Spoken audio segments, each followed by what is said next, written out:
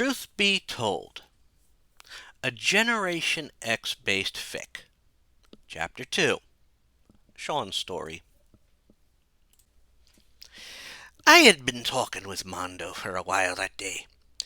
Seemed the lad had been more interested in how some of the things worked on campus.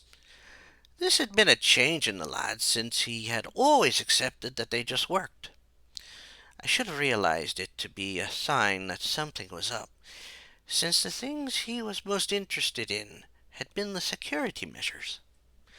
Now, I wasn't about to stop an inquisitive mind, and it was in the best interest of all of them to know how they worked. I was about to start explaining one of them when I heard someone call for me. "Sean, can I speak with you for a moment?" I had recognized who had called. It was Richard, and I had turned to see the newest student was standing outside the door to the room we had been in.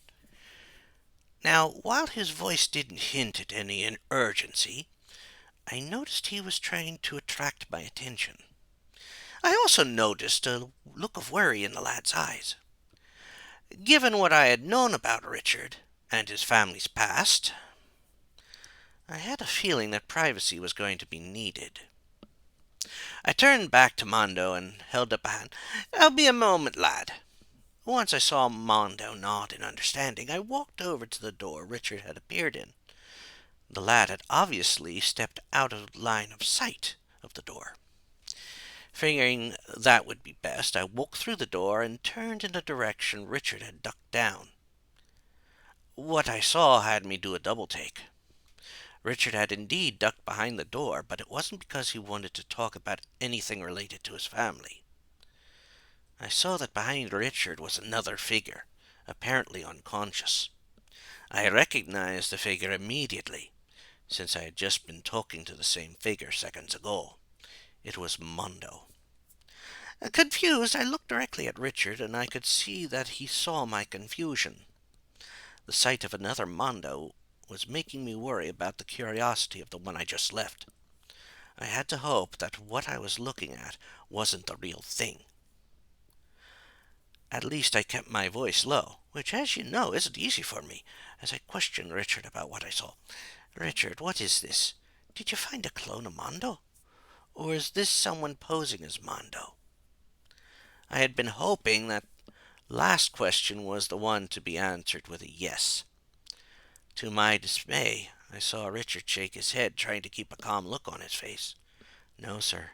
I found the real one. The imposter's out there." I saw him point to the room I had left as he said that. It wasn't the answer I had wanted to hear. I took a moment to glance out into the room I had left. The Mondo I saw in there had taken a seat, waiting patiently for me to return. I returned my gaze to Richard and pointed to the unconscious form. "How can you be sure that this one is an imposter?"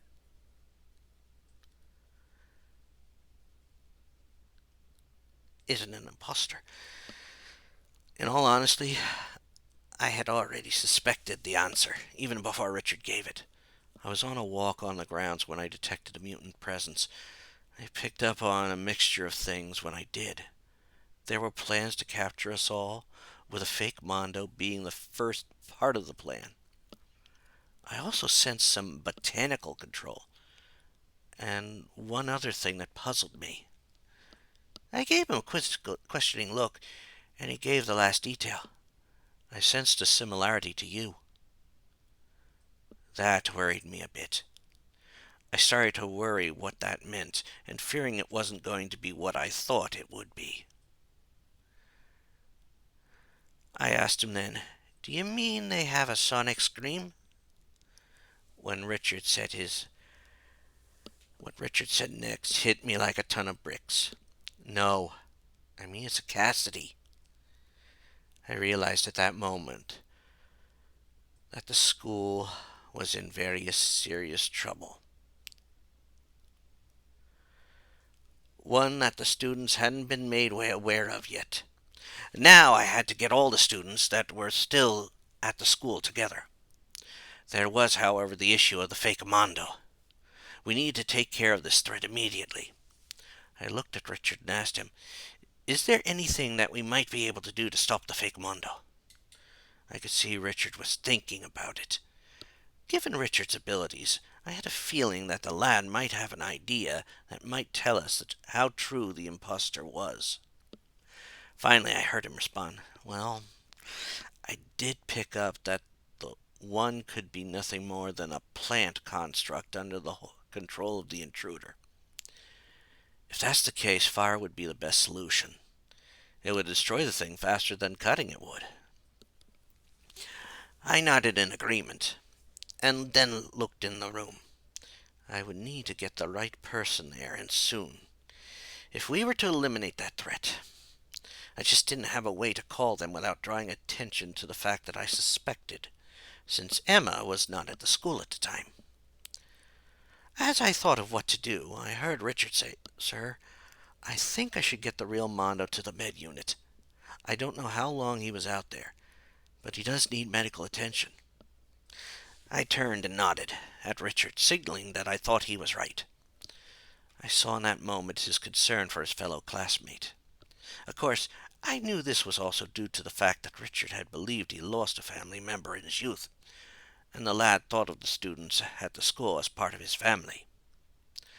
I heard Richard then use my own power to get himself and the real Mondo away. I was thankful that the fake one hadn't heard that, but I hoped that the answer to our problem would soon arrive. It turned out that luck was on my side. Jonathan had chosen that moment to enter the room, and I knew he would be able to resolve the first part of our problem.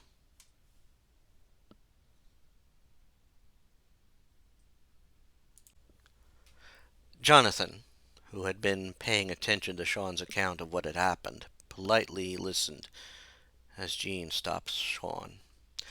Obviously, she had reached a slightly incorrect conclusion about how the events went. So, Richard discovered that Tom had made a copy of Mondo? How could that be traumatic? He realized she would change her tune on that soon. He took that moment to speak up, so to speak. "We could only wish it was that simple. However, I wish it could be like my problem." He gestured to the fiery hole that was the signature of his mutant power. The action gained a nod from Sean, and Jonathan continued speaking to the group. "You see, the events that followed got to show us that Richard has a unique temper. He had told us shortly after his arrival that he usually holds in things that bother him until it explodes in a fit of rage. Jonathan noticed that the few at the table that had seen it happen shuddered. He then noticed that Scott had a look of shock on his face, obviously not believing the statement. That was confirmed when Scott asked, "Worse than Logan's?" They all knew of the temper that Wolverine had, mostly due to Jubilation telling everyone this. When Sean nodded in response to that, Jonathan then heard Scott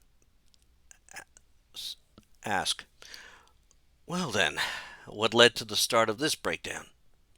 Jonathan knew he was going to have to pick up the tale from this point, so he continued the story.